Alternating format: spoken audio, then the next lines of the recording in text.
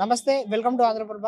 ప్రస్తుతం మనం ప్రజాభవన్ దగ్గర అయితే ఉన్నాం. ఇక్కడ ప్రజావాణి కార్యక్రమంలో చాలా మంది పబ్లిక్ అయితే ఇక్కడికి రావడం అయితే జరుగుతుంది. ఆ ప్రజా సమస్యల గురించి అని చెప్పేసి చాలా మంది ఇక్కడికి రావడం అయితే జరిగింది. కొంతమంది ఇక్కడ పబ్లిక్ అయితే మన దగ్గర ఉన్నారు. వాళ్ళని అడిగి వాళ్ళ సమస్యలు ఏంటని చెప్పేసి తెలుసుకుందాం. సార్ నమస్కారం సార్. నమస్తే అయ్యా. ఎక్కడి నుంచి వచ్చారు? మాది యాదాద్రి భువనగిరి జిల్లా ఒలిగొండ మండలం. మా సమస్య ఏంటంటే, ఇతను మా పెదనాన్న కొడుకు, మంచిగా పడుకోరి, ఇతను మా పెదనాన్న కొడుకు. వీళ్ళ భూమి వచ్చి నా మీద పడ్డది, వీళ్ళది ఎకరం భూమి వచ్చి నా మీద పడ్డది. ఇతను ఏం చేసిండు, మా తమ్మి నా భూమి వచ్చి నీ మీద పడ్డది అంటే, నిజానికి నేను రికార్డు చూస్తాలకి వీళ్ళ భూమి వచ్చి నా మీద పడ్డది, నా భూమి రికార్డులో ఉంది.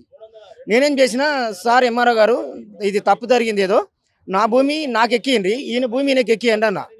ఎకరం భూమిలో 20 గుంటల భూమి వేరే వాళ్ళకి ఎక్కించింది, 20 గుంటలు ఈయనకి ఎక్కించింది.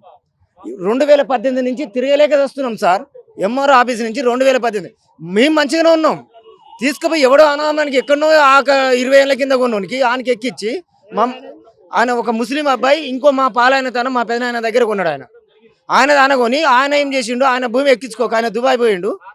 20 ఏళ్ళు వచ్చే వరకు ఆడు అమ్మినోడు మళ్ళీ ఏరే వాళ్ళకి అమ్మేసిండు. మా భూమిని ఇక ఆయలడు సంది 2017-18 నుంచి తిరుగుతూ ఉన్నాం. ధరలు ఎక్కిచ్చురు. ఇవ్వాలా మాకు ఈ బాధ, ఈ తిరుగుడు, ఎంఆర్ఓ ఆఫీసు, కలెక్టర్ ఆఫీసు తిరిగి తిరిగి తిరిగి తిరిగి ఇందాక ఈ ఆఫీస్ దాకా కూడా వచ్చినాం సార్. మరి మాకు ఏమన్నా న్యాయం జరుగుతుందా? ఆ దరిద్రుడు కేసీఆర్ మాత్రం వాడు కొంత ఆగం చేసిండు.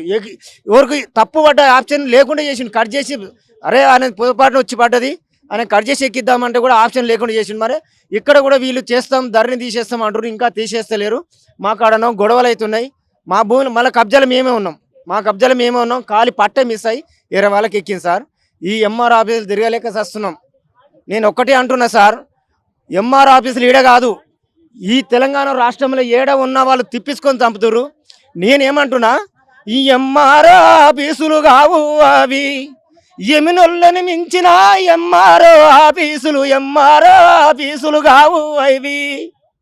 మా భూమి కొనబోయి ఏరవానికి ఎక్కిచ్చే, మా తిప్పలు దేవుడు ఎరుగు తిరగలేక చస్తున్నాం.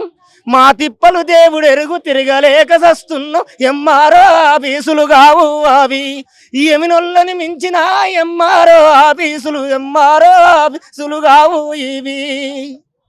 ఇంత బాధ ఉంది సార్. ఈ పాట పూర్తిగా చేసినాం. ఇదివరకు ఆంధ్రజ్యోతి కూడా తీసుకుంది ఈ పాటని. మా బాధలు ఇట్లా ఉన్నాయి సార్. ఏనన్నా న్యాయం జరుగుతుందా? మరి ఒక రామేశ్వరం పోయిండు, మరి శనేసి ఇక్కడి నుంచి చనిపోతుందా ఉంటుందా చూడాలి సార్. మేము ఈ రేవంత్ పాలనలో మీకు న్యాయం జరుగుతుంది అని చెప్పేసి మీరు అనుకుంటున్నారా? నేను కంపల్సరీ అనుకుంటున్నా సార్. కానీ చేసేది చేస్తుండు, కంపల్సరీగా న్యాయం జరుగుతుంది అనుకుంటున్నాను నేను. నమ్మకం ఉంది సార్. ధరని క్యాన్సిల్ చేయాలి.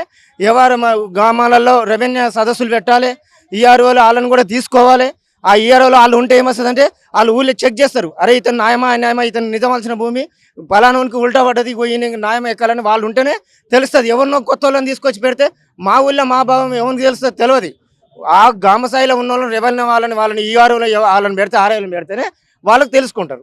ఆయనకు వాళ్ళ భూమి వేరే వాళ్ళకి పోయింది, అది నాకు వస్తే నీ భూమి నీకు చేస్తాను అంటుండు. ఆడో దుబాయ్ పోయి వచ్చి మంచి సంపాదించుకుని పోయిండు, మాకు వచ్చి మా దగ్గరకు వచ్చి మా భూమి ఎక్కించుకోడు. ఇది జరిగిన సమస్య సార్. ఇవి మీరు ఏం చేస్తారో జర మాకు ప్రభుత్వం దృష్టి తీసుకుపోయి మాకు న్యాయం చేయాలని కోరుతున్నా నేను.